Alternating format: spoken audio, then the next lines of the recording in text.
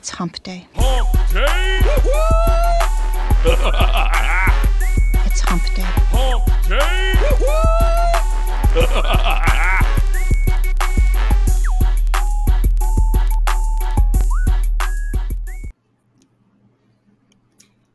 All right, we're live. Hey, everybody, this is Bradley Benner with Semantic Mastery.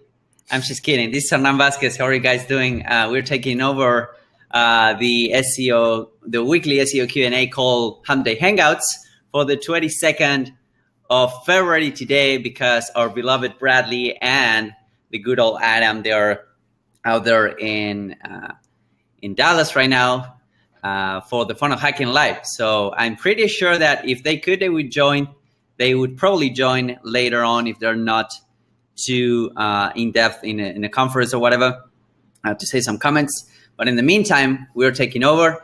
So we have a bunch of announcements. We have a bunch of questions today. But before going in, I want to say hello to my two partners, two friends here. Hey, Marco, how are you doing?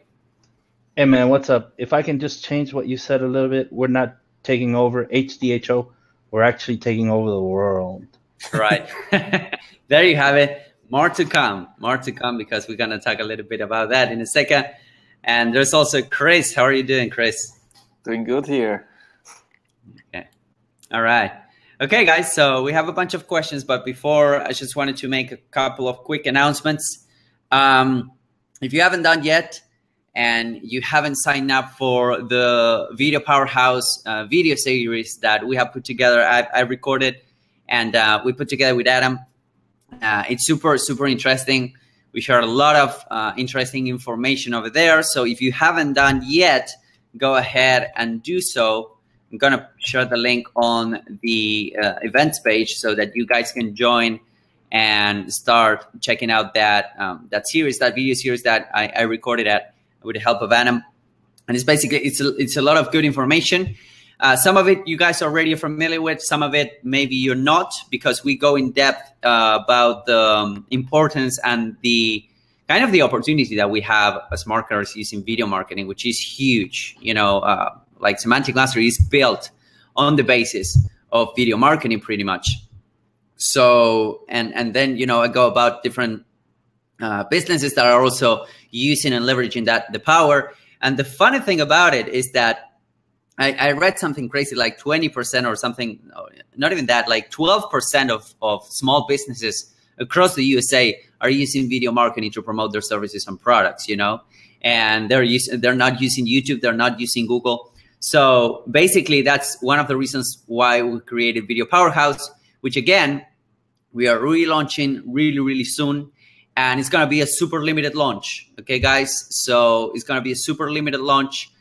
We are only going to take so much people in, and then we're going to close the gates. All right, because we don't want to stress or overstress the networks, and we have been working hard for the past 12 to 18 months, I would say, with the guys at SerpSpace. So it's going to be a killer. And again, there's a huge opportunity for each of us to tap into the market. So I would suggest that you go ahead, sign up for that video series. And also, you know, pay good attention to your email for the next couple of days, I would say, for next week in particular, because we're relaunching Video Powerhouse. It's going to be good. We have a lot of websites, and it's super powerful. So that's one thing.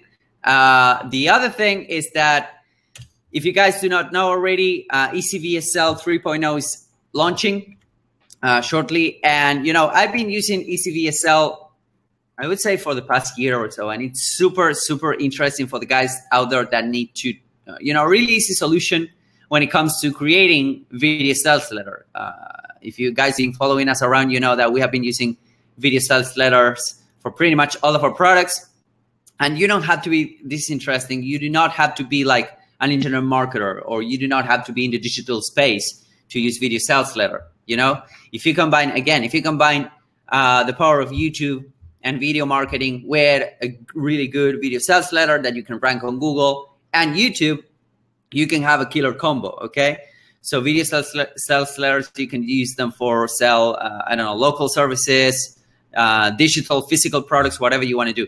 And the reality is that there's kind of, I feel that sometimes there's kind of these technological I would say that you need to use a lot of tools, you know, to get a really good video sales letter. Well, actually, EasyVSL solves that, and that's exactly what I've been using it for over the past couple of months, if you would, pretty much all of last year, because it makes creating video sales letter a really, really good process and easy to use, etc., for the guys that are not technical out there and you don't want to be using, I don't know, Adobe Premiere or whatever you're using for video editing, or you do not want to hire a video guy.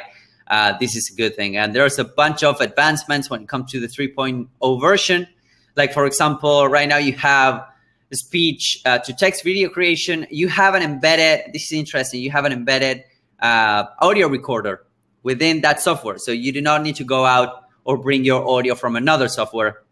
You can do it within video sales letters, and there's a bunch of other things. But another good thing is that you can do this new kind, they call it kinetic style videos, which are, you know, moving fonts, if you would, within the video, which are really cool for engagement, and they grab a lot of attention. And I've seen, you know, I've been seeing more and more products and services being represented and being, you know, and using these kind of videos. So there's a bunch of advancements, and it's pretty inexpensive for what it does. So I'm gonna also put the link here so that you can join. It's semanticmastery.com, semanticmastery.com/EasyVSL, semanticmastery.com/EasyVSL, and it's there on the events page as well. So that's that. Then another thing, another announcement that we had is that we're moving forward with the traffic agency. We mentioned it briefly last week. The idea of a traffic agency that could, you know, because we have a lot of people actually wanting to implement PPC, mostly Facebook campaigns, Facebook PPC and YouTube ads initially, and then AdWords PPC as well. And we will be moving forward. If any of you guys are needing to get those needs covered, the paid advertising or the traffic covered, just ping us. You can join as a beta testers if you would. And as Adam put it last week, it's not like we're gonna be taking it over from a professional standpoint, but we need to build the entire structure. That's why we're taking it at cost beta testers for the service. So just ping us at support@semanticmastery.com. That's gonna be good. Initially, we're gonna be starting with, I think, Facebook advertising and YouTube ads. Then we're gonna move into PPC in general, retargeting, maybe email marketing. We have our resident email marketing expert, Chris, over here. So that's something that we're planning to do as well. So Marco, I know that you have been deep in the lab, man, over the past several weeks. Do you wanna tell us a little bit what's that all about? I know that you're happy. I can feel it in your voice. Yeah, I mean, it's incredible. We discovered that GSA still works. We made actual garbage spam links work. Not saying how. That's coming, right? I have to keep something under my hat. I can't reveal how, but it still works, and it still works really well, because we hit, I mean, just today, #1 in a major metropolitan area for a hyper competitive keyword. I mean, we're not going after these long tail keywords that hardly anyone wants, where there's hardly any money, and say, oh, look, we can rank for this. How about we show you how to outrank Angie's List, Yelp? How about that? When was the last time someone was able to say, yeah, we were able to take them down? You don't hear that very often. We've been able to do it. We're looking at the tests. As you know, we're continuously testing. We're constantly in the lab, and we're just searching just different paths and ideas. And the only way that you can go from theory to practice is through testing, right? Because I see all of these people posting all of this garbage that people believe in all of these different groups and in these masterminds and these gurus, and now we have these child prodigies, these young guns that are supposed to be coming up, and they're supposed to be the shit and can rank anything, and they're feeding people garbage. And it just amazes me that people fall for it. What we give you, we've tested, and we've tested it. We tested on our own stuff. So that's what you get at the end. You don't get something that we have no clue whether it works. We're actually checking every day, every single day. We're in there and looking and seeing how to improve it and how to rank even better and how to eliminate the competition. And that's what we're after. Domination, total market domination, man. All right, very good. Very good. We're eager to see what you guys can come up with. So that's gonna be a lot of fun. All right. So if that's it with announcements, we have a solid 15 minutes of questions that we can go through. So I'm gonna share my screen real quick. I'm gonna lose you guys for a minute when I do, but bear with me for a second. So, all right, there we go.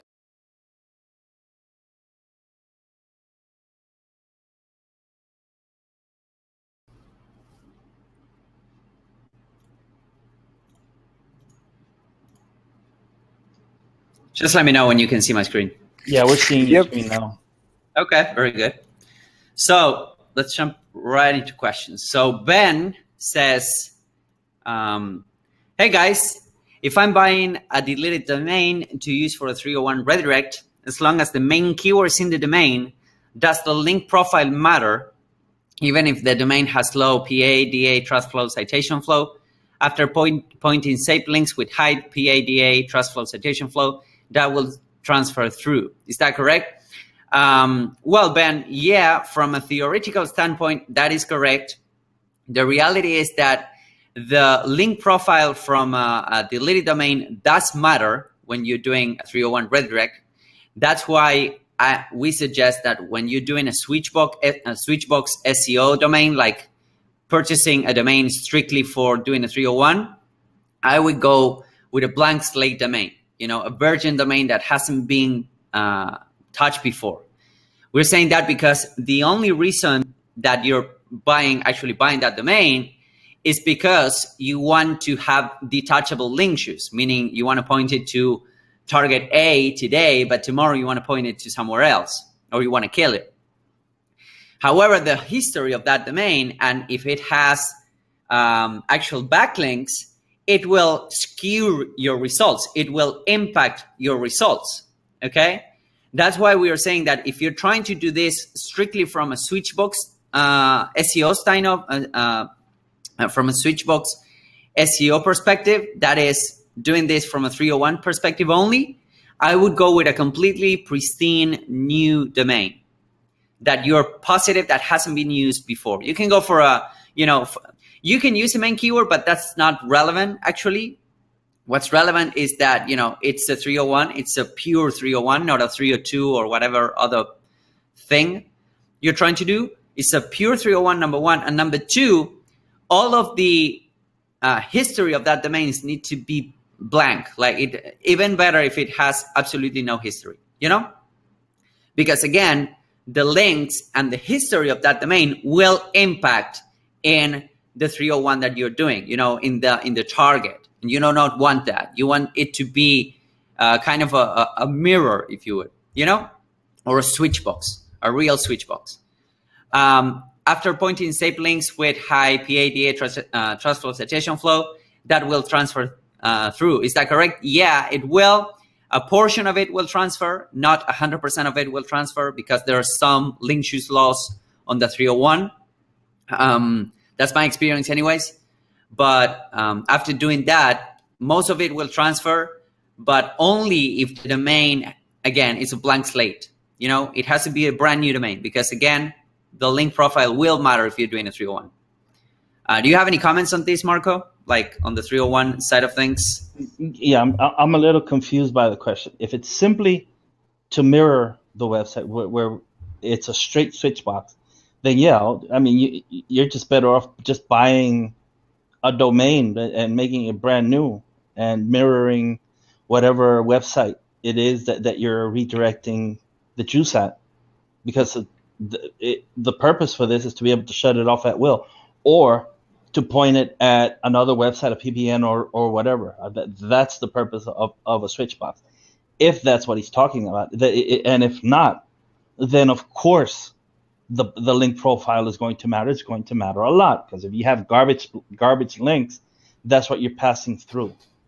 And so, yeah, that's going to make a big difference. It doesn't have to have the main keyword because it's a 301. I mean, you're going to take everything that on the website that you're pointing at, and you're going to build it on the website that's going to be 301, and then you're going to 301 page by page, right?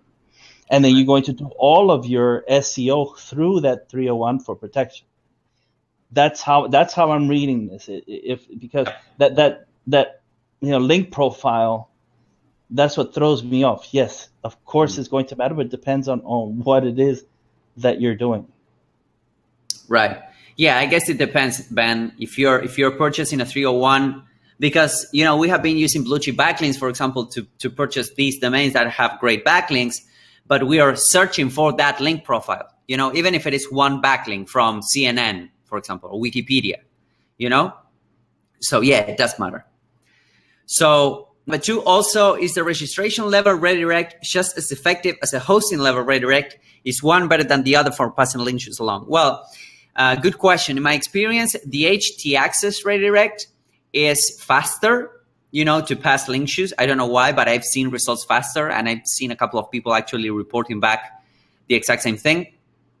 And you need to be careful with the registration level redirect, because sometimes, as I mentioned before, it's not a pure 301. For example, on GoDaddy, GoDaddy, if you redirect, they will not give you advanced redirect options like Namecheap does, for example. So GoDaddy will give you a 301 sometimes and a 302 sometimes. You know what I mean? So if you want to be 100% positive that you have a 301 redirection in place, you would be better off using htaccess or hosting level redirect, Number 3, if I'm ranking a video, do you have to bother with a 301 redirect? I'm not sure what you're asking here. If you're ranking a video and you want to do like direct save to it, I will still purchase these cheap domains like .xyz or .link domains, and you have a bunch of new domains with new extensions that you can use. I mean, you can just spend like $1 per year per domain and have a complete switchbox set if you would. Do you have to bother with a 301 redirect? You can point save directly to a video, but as we always said, if you deem your video worthy or your channel and you are doubtful about pointing save directly to video, I would do a 301. Just put a 301 in between. And that's pretty much it. Then you can detach if anything goes wrong. So we hadn't had any issues so far with save directly to videos, but again, so far we don't know what's going to happen like 6 months, even 3 months down the road. So in any case, you should use a 301 redirect. Yeah, if I'm doing YouTube, I usually make YouTube 301. Mm-hmm. I make YouTube, so I'll do the HTTP to HTTP, right? Because it redirects to HTTPS. I just make sure that it's a 301 and not a 302, and then spam it that way. Right. Also, Marco, great Facebook post, great article. I think I starting to get my head around SEO. Working on becoming a mastermind member soon. Thanks, Ben. We'll be eager to have you on the mastermind. What post is he referring to, Marco? Like, did you make a post recently? Yeah, I posted any of the group. Yeah, I posted in our Facebook groups about the relationship between IFTTT SEO and RYS Academy Drive Stacks, how they're not mutually exclusive, how they react differently, but we use them, but they can be used for the same purpose. Although, so I did a post about that because there was some questions about whether to even do RYS, if I remember correctly. And so I went in and I posted. It turned out into a really long comment. And so I thought it was good enough to post in all of our groups. So sometimes I do that. I'll start flowing and writing and explaining why, and then I'll just go and share so that everyone can benefit. Nice. So that's one of the benefits of getting into either IFTTT SEO, Masterclass, Mastermind, RYS Academy. You get the benefit that we often go in there and post for the benefit of the groups. Yep, I agree. All right, Joshua. says, what are your thoughts on putting Drive sites or G sites as the website for Google My Business? I will definitely leave Marco to answer this one. Have you tried that? We do it all the time. Not Drive sites, of course, because that was deprecated. You can no longer host sites in Drive. But you can do G sites, and we definitely all of the time use them as Google My Business. It's what I mean. You're stacking Google properties. Why would the question would be, why wouldn't you put a G site where you built it the way that we do, right? To make it look good, and we put the CTAs in place, phone number, the NAP, everything's in place for conversion purposes. And so yeah, it's an excellent companion to your Google My Business. Follow-up question. Once a stack is complete, are you sending links to the folder or to each property created? PDF, GDoc, etc. Yes. Meaning we do everything. Right. Yeah. So okay. Yeah, so basically. Let me just go down a little bit further. What happens is if you order link building from us, when you order the Drive stack, the VA will go in and set up the Drive stack. Once that's done, it gets turned over to the link builder, and he knows exactly what to do. You have to remember, we've been doing this for over a year now, the done for you services. So the process is pretty much like auto. One VA does his thing, it gets turned over to the link builder. Link builder knows exactly what to do and to which properties and which amounts. And the drip rate, and so that's how it's done. And then once that's all done, I think that a partial report is done on the link building that was done. So you get all that. Right. Yep. That's basically it. There you have it. So we build links to pretty much everything. That's the main idea, no? That's the main idea. So Earl says, many of my local clients have m.url subdomains for mobile. I have traditionally spent bulk of my efforts getting the url.com site to rank, with expectations that their health would also support the m. version. What additional should I be doing to support the mobile version, with an eye to its map placements and overall visibility on mobile? Well, good question, Earl, and I'll give my input, and maybe Marco can chime in on this too. But the way subdomain works is that they are kind of different entities. You know, they are taken as different entities, and it would all depend on how your website is set up. So, for example, on some websites, like some templates or some website builders, for example, they will have the mobile version set up automatically. So if the browser detects or the website detects that you're visiting from a subdomain, from a mobile phone, you will get automatically redirected to the m. version, okay? So that's kind of how it's working. Now, what you could have is a completely HTML or whatever it is, like a strictly mobile version, like a mobile template of the website on the m. version. That is, you know, that would be a completely separate WordPress.com website with a mobile theme, okay? That's being kind of deprecated as far as I know, because, you know, right now with responsive themes and responsive landing page builders like ClickFunnels, lead pages, whatever you're doing, they're all responsive. So you do not need to have an m. Subdomain anymore for people to get redirected. That used to happen when we didn't have responsive themes, and, you know, usually the websites used to look like really, really bad on mobile. But that's not the case anymore, because, again, you can visit the same web page from mobile and desktop and tablet PCs, and the theme will be automatically, you know, optimized, I would say, for the width of the screen. Now, with that being said, what you could do is to actually build links to the m. version.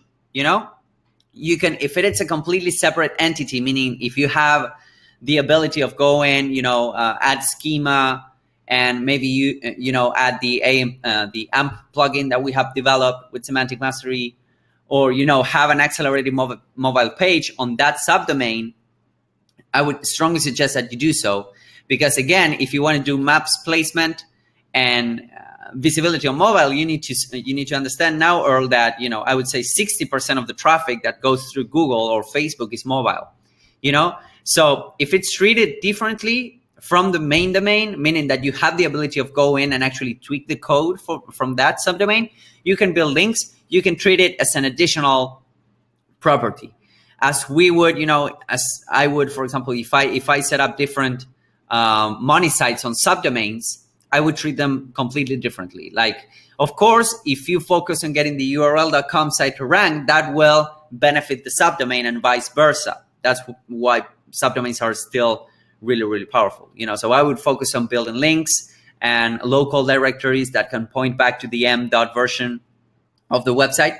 But that would be kind of a short-term approach. As a longer-term approach, I would definitely, you know, start educating your local clients to get a responsive domain and a responsive theme, on the same domain, so that way everything falls under the same domain and you do not need to do kind of 2 SEO campaigns, one for mobile, one for desktop. Does that make sense? Do you want to add anything to that, Marco? Yeah, if by maps placement he means ranking in the 3-pack, that has absolutely nothing to do with whether the website is mobile friendly, because old G sites, which were totally ranking, are not mobile friendly, if you haven't noticed. And we constantly rank in the 3-pack. We're ranking the map, and we're ranking the verified Google My Business map, and we're sending them to a specific back to the G site, actually, or to it could be whatever landing page you want it to be. So there's different things. From what I read, there's different things going on here. If you're trying to rank in maps, you're trying to rank the map, not the website. But what you could do is send them, as you mentioned, to an m.website.url.com and have that M be an HTML really light, super fast, loads. I blink, and what you would have on there is a click to call button or whatever. But you could have that same thing on your G site or whatever, or on, actually, I think you sometimes get that on the map. So there's different things. As you said, if your website is responsive, then it obviates the need for the M version, because Google is going to see it as mobile friendly. You can do the test, right? You can go right to Google and test whether it's mobile friendly now. So I don't see any reason for an M version unless you want to send people to a specific, really fast HTML landing page where they can just go in and take the action that you need them to take. That would be my take on this. Right. Yeah, I agree. So here's mentioning the mobile friendly test. This has been around for a while, so I'll put it here on this page so that you guys can check it out. And you can input your URL test here, and it will tell you if it's mobile friendly or not. If your website is not mobile friendly, you will also get I think you will also get a note on Webmaster Tools. You know, you need to improve that mobile friendliness, if you would, because again, the results on the mobile side of things and the desktop side of things, you know, they have been different and different. You know, even more different as we go by.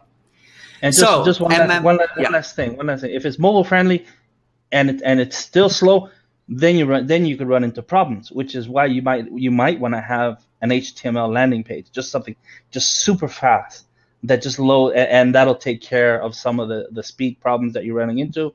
I would also recommend, if there's speed problems, talking to Clint Butler, because he's a master at website speed. So those are the things that I would recommend regarding this. It depends on what he's doing and why. Yeah. All right. Next one, MMMM.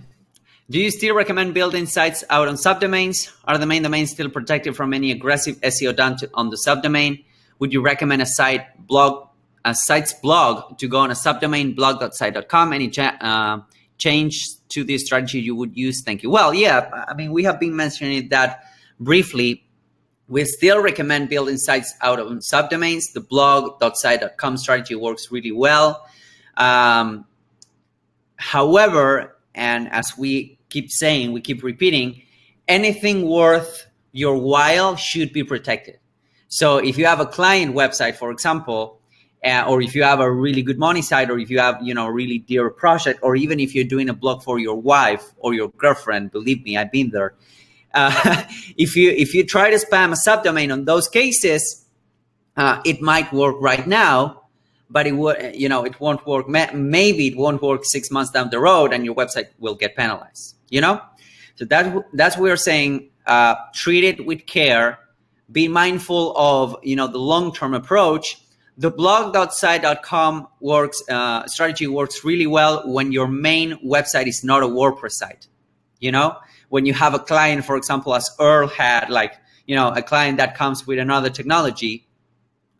So, or a custom PHP website or an HTML website, and they, you know, they want you to go ahead and optimize that. And to be honest, I don't have the time to, you know, learn a completely new technology. You know, I'm really good with WordPress, and I'm fine. I'm comfortable with WordPress. So what I would do is to just tell them, yeah, you need to install a subdomain, a blog on a subdomain. You know, I have a client right now that, you know, we are starting to work together. I'm helping them optimize and develop their website, and their website is completely customized.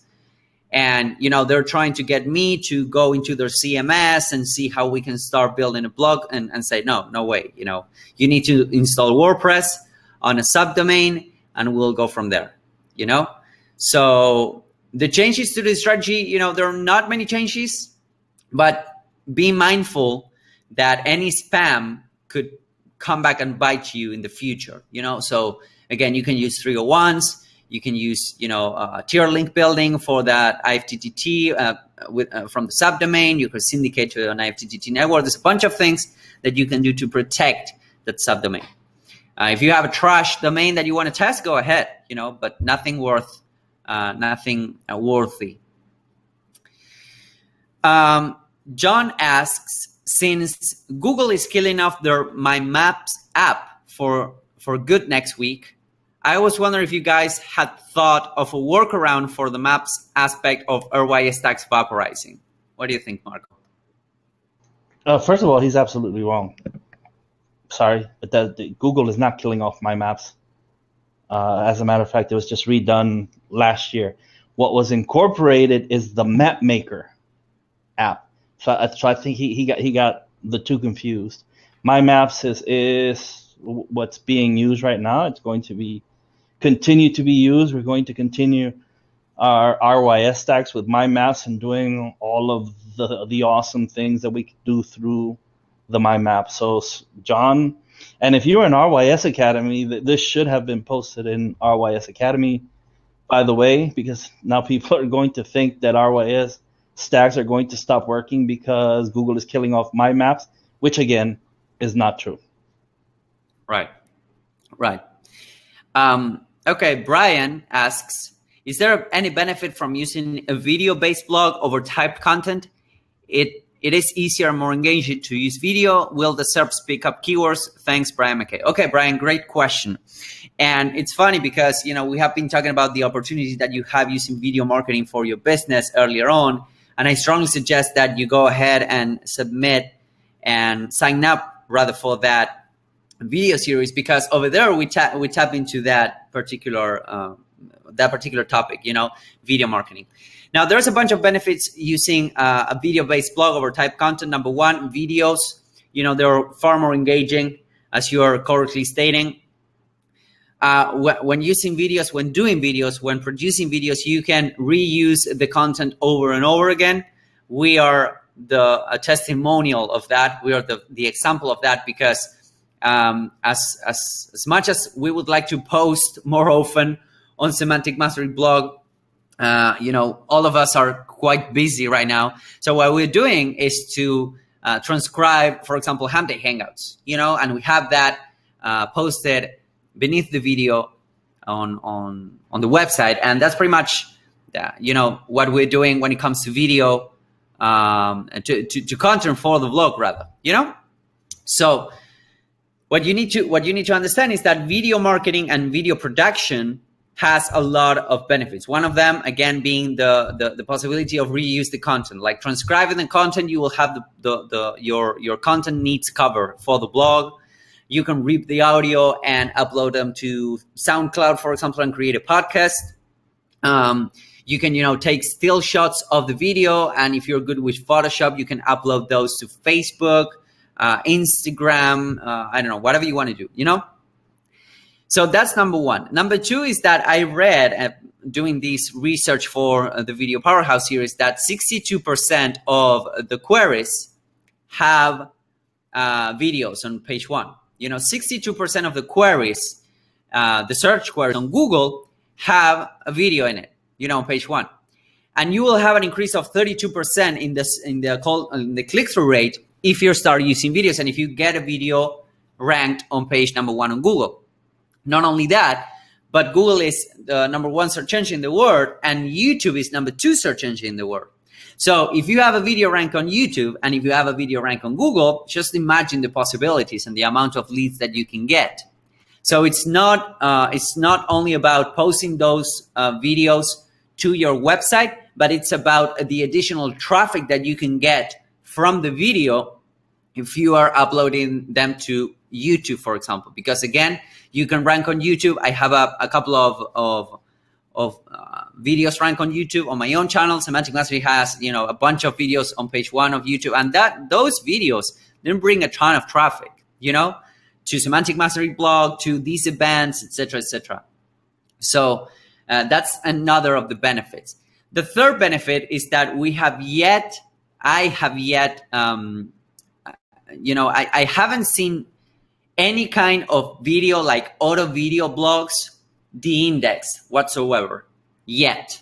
I haven't seen any video blogs de-indexed whatsoever yet. Again, yet, because we don't know what's going to happen 6 months down the road. The reality is that Google loves Google. We're using RYS Academy, which are all, pretty much all Google properties, going nuts with that. And YouTube, it's another property that we are optimizing, that we are using to get traffic, but also Google loves YouTube. So I haven't seen a video blog, like a blog or a website that's completely about videos, okay? It hasn't got anything else, like no text, nothing whatsoever, but videos, de-index, getting de-index. So if you have the opportunity, Brian, to make a blog based on videos, I would strongly suggest that you do so. I would only strongly suggest that you go through the video series that we recorded, because there's a huge opportunity and there's a lot of small businesses missing out. And again, you do not need to go through the whole process of creating a professional video. If you have a smartphone, if you have an iPhone, if you have, a Google Nexus, or if you have like the new Google Pixel or whatever, if you have an Android phone or an iPhone, you have a small recording studio in your pocket. So you do not need to go in depth as to hire a video guy or a video crew, etc., etc. Also, if you are camera shy, which could happen, and you're not tagging, if you're not tapping into that because you're camera shy, you can just record the screen, with Camtasia, ScreenFlow, or you can even hire an actor on Fiverr to go through that. So, if any of you guys listening to this now is not going through the trouble, quote unquote, of, producing videos for your business and using videos to leverage your business and the traffic, you're really missing out. And there's a window of opportunity right now. That's exactly why we created Video Powerhouse in the first place, because we see the opportunity. Again, one of the foundations of Semantic Mastery success are Hump Hangouts. And guess what? We're using YouTube, live, like YouTube and YouTube Live at the same time, and Google+. So that's one of the foundations of Semantic Mastery. And I think video has a lot of potential. And if you have the opportunity to go ahead and make videos for your company, Brian, you need to squeeze every last drop of traffic out of them. Again, you can reuse that content over and over again. And from 1 hour of our time every week, we are having a ton of results. So again, guys, go ahead, sign up for Video Powerhouse for that series. Go ahead and pay close attention for the launch, because it's gonna be a killing. It's gonna be a killer. Like how many? Well, I don't know if we can actually disclose this, Marco, but about the amount of websites that we have right now on Video Powerhouse. I don't know if we can disclose sure that. We can. Sure we can. Okay. We have around 3,000 primary domains in spread throughout categories, right? They're all categorized, so you'll be able to go in there if you're in business, if you're in whatever. There's some things that we won't take, porn, of course, that type of crap. We won't accept it. There's a human that actually will go through your video and make sure that it doesn't contain anything that we're not permitting in the network, number one, and that it's English, number two. So right now we're only taking English. In the future, we might do something with other foreign languages. As of now, 3,000 all in categories. To add to that, we're at I think we just broke 600,000 in the secondary embed network. And again, all categorized. So we have subcategories.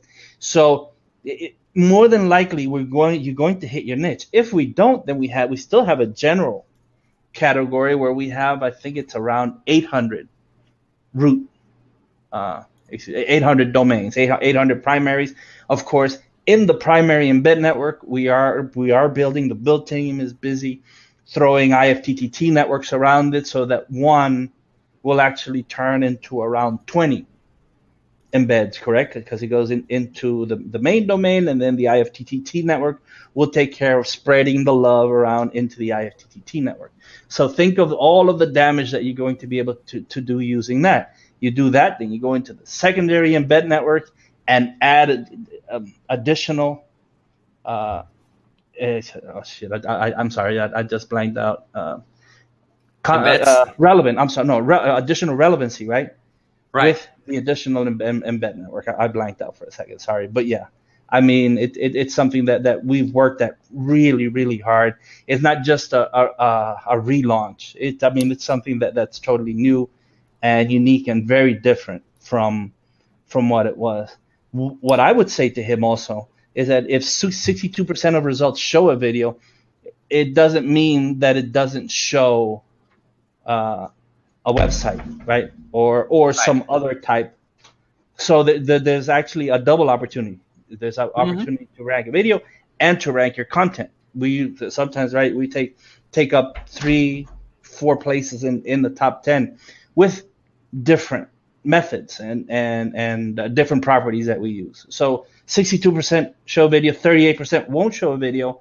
So you're still going to need content regardless. I think to just hammer this home, do the video, and then just get it transcribed, and you have the content. Very simple. There you have it. There you have it, Brian. Chad says, hey, Chad, I see a lot of new faces. This is super cool. Hey, Chad, welcome. I'm of the understanding that topical trust flow is no longer as important as it once was. So what are you looking at now that shows you if an entity has authority or not? So before I let Marco, I wanted to give my 2 cents here. Topical trust flow is still a metric that we pay attention to. Not, we haven't been married with any metrics at all. We have been saying that trust flow and topical trust flow, they have been, showing better results for us. But that doesn't mean, Chad, that you should be paying attention only to that in order to show if an entity has authority or not. So, for example, what's the history of that entity? What's the ranking of that entity? How many pages are indexed on Google? How much traffic that entity has?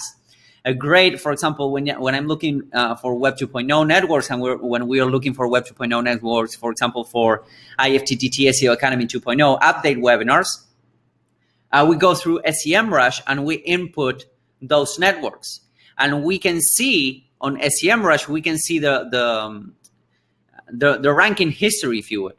So, for example, Pinterest right now is killing it. And you can see, if you go to semrush.com, you can see, you can input Pinterest.com, and you can see there's a bunch of page rankings from that domain, so that's telling you that it's quote unquote easier to rank thanks to that, So there's a bunch of things that you can check, Chat, and that's where the whole seat set and seat site comes to play. And I'm gonna leave Marco talk a little bit about this too. So what do you think, Marco?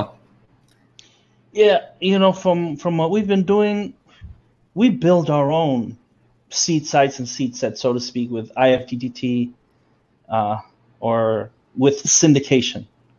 That's what we're doing, because we go into websites and Web 2.0s that we know are trusted and authoritative without regards to the topic. Because Facebook, there is no topic in Facebook. It's multi, correct? Yeah.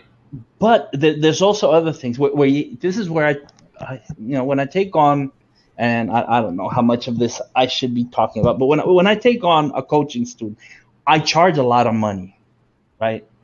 But the one thing that I try to teach them is to think outside the box. You can't pigeonhole yourself into relying on Majestic. What if they're absolutely wrong with their algorithm? What if they're all guessing at Google's algorithm, and nobody knows Google's algorithm except the people that work on it, man.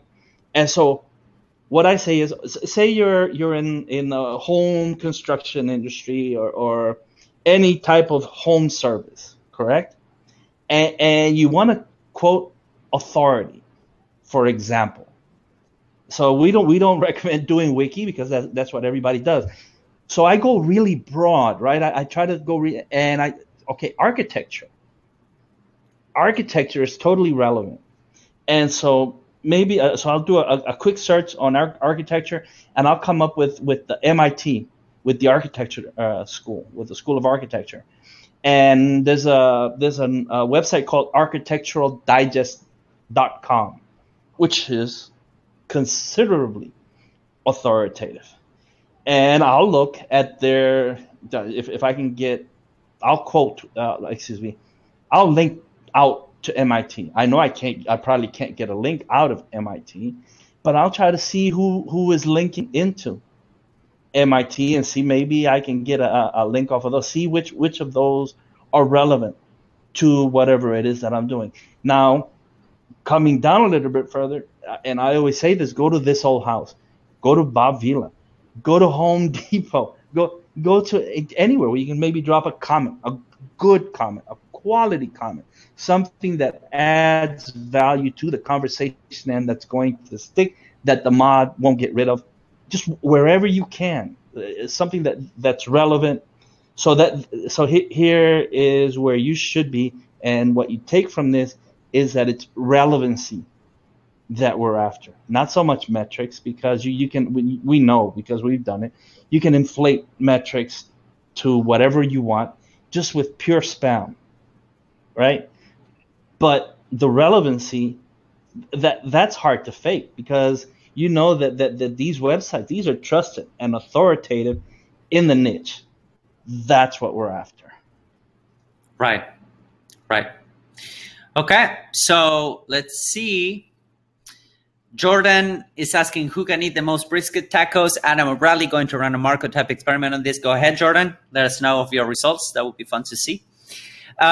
Ken says, when embedding a map on a Web 2.0 post, is it best to just embed the map by itself like we do with videos, or is it best to have content too? What do you think, Marco? What does your experiment says about this? Like, do you have any piece of content? Do you have any? No. Or just the map? We do special stuff to the iframe. Right. I would suggest that you vary it a little bit, Ken. I would say that when you're doing, for example, like a video, we would add on Video Powerhouse, for example, we would add a link back to the video and a link back to the playlist or the channel, whatever you decide. But we have no text whatsoever, because again, we are aiming to protect the networks and also to protect the videos, so that's why we don't have any text, any backlinks to external websites whatsoever at all. But you can vary it a little bit and let us know. But yeah, Marco has his secret sauce to get that going. By the way, just we keep mentioning Video Powerhouse and we don't mention Maps Powerhouse. Right. which is Right. totally available right now inside of surfspace.com. Mm. Yeah. Yeah, good point, Marco. Good point. Yeah, Video Powerhouse again, and we had the like its sister would be My Powerhouse, which that could be a big launch on its own soon. Okay, so peel your eyes. It's available right now. It's available right now, but we don't know how much sooner, how much more before we actually go in there and revamp it. All right, so I think we're really good with questions. Wow, that was a good one. A bunch of people say Video Powerhouse link not working. Earl, Valerie, please check again, because I don't know, maybe SerpSpace is acting up. It's acting up a bit strange because sometimes it would open, sometimes it won't. So go ahead. If it isn't working, just drop us a link. Just drop us a ticket to support@Semantic Mastery, and we'll hook you up with the link. Brian says, hey, congrats at beating Big G and Yelp. Cool. Links to your video to learn, please. Yeah, Brian, it's over here. Yes, I can, but my idea is to have better SERP stuff. Yeah, that I'm guessing that means to the video, topic that we touch base on. And yeah, definitely. If you can get a video rank on page number 1, you can actually get additional properties, you know, as Marco was mentioning. And that's exactly what we're doing when we're doing RYS Academy, when we're doing IFTTT SEO Academy. Like, we're having a lot of page 1 rankings thanks to that, you know, and your video will be no exception. Yeah, I mean, we can talk about stacking iframes, right? Because when you do video embeds, all you're doing is you're iframing the video into whatever property you do, which we've proven, we've shown that the juice flows through the iframe back to the origin or the destination. So with the destination being YouTube, the signals that Google is getting is that someone is publishing the video, and so Google loves that because Google loves itself, right? Right. Same thing with a map iframe. The map iframe on your property or on any other property goes back to wherever it is in Drive, wherever it is in the GMB list, whatever page it is, everything will flow there. And this is the beauty. This is the beauty of RYS Academy, guys. We are inside the belly of the beast. We're in there, and yeah, good luck getting us out, because we're in there. We're tickling stuff, man. Yeah. That's pretty cool. Yeah, good times. Good times. Carson just asked a question. Yeah, Carson asked, what would you suggest for getting more local clients? Well, Carson, it's kind of a broad question.